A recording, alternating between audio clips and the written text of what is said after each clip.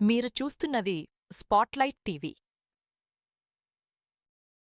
నమస్కారం. మీరు చూస్తున్నది స్పాట్లైట్ టీవీ. నేను మీ న్యూస్ రీడర్ స్వప్న. ఈరోజు ప్రధాన వార్తలు. విశాఖ స్టీల్ ప్లాంట్ ప్రమాదం నేపథ్యంలో వైఎస్సార్ కాంగ్రెస్ పార్టీ అధ్యక్షుడు వైఎస్ జగన్మోహన్ రెడ్డి బాధితులను పరామర్శించారు. ఆయన పర్యటనకు భారీ సంఖ్యలో కార్యకర్తలు, అభిమానులు హాజరు కావడంతో పలు ప్రాంతాల్లో భారీ జనసందోహం కనిపించింది. అమరావతి నిర్మాణ వ్యయాలపై రాజకీయ దుమారం కొనసాగుతోంది. నిర్మాణ ఖర్చుల అంచనాలపై ప్రతిపక్షాలు ప్రశ్నలు లేవనెత్తుతుండగా, ప్రపంచస్థాయి రాజధాని నిర్మాణానికి అధిక నాణ్యత ప్రమాణాలు అవసరమని ప్రభుత్వం వివరిస్తోంది.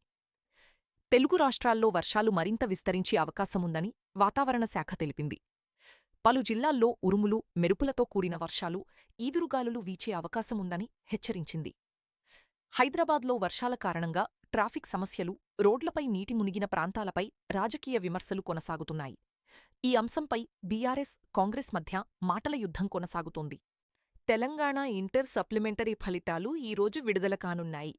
విద్యార్థులు అధికారిక వెబ్సైట్లో తమ ఫలితాలను పరిశీలించుకోవచ్చు. దేశ రాజకీయాల్లో కీలక పరిణామాలు చోటు చేసుకుంటున్నాయి. ప్రధాని నరేంద్ర మోదీ భారతదేశ చరిత్రలో అత్యధిక కాలం పదవిలో కొనసాగిన ఎన్నికైన ప్రధానమంత్రిగా కొత్త రికార్డు సృష్టించారు. ప్రముఖ దర్శకుడు భారతీరాజా మృతి పట్ల సినీ, రాజకీయ ప్రముఖులు సంతాపం వ్యక్తం చేస్తున్నారు. ఉప ముఖ్యమంత్రి పవన్ కళ్యాణ్ ఆయనను భారతీయ సినీ పరిశ్రమకు తీరని లోటుగా అభివర్ణించారు.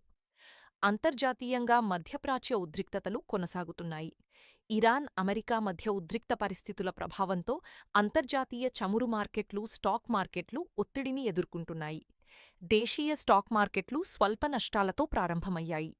అంతర్జాతీయ పరిణామాలు, ముడి చమురు ధరల పెరుగుదల ప్రభావం మార్కెట్లపై కనిపిస్తోంది. ఇవే ప్రస్తుతానికి ప్రధాన వార్తలు.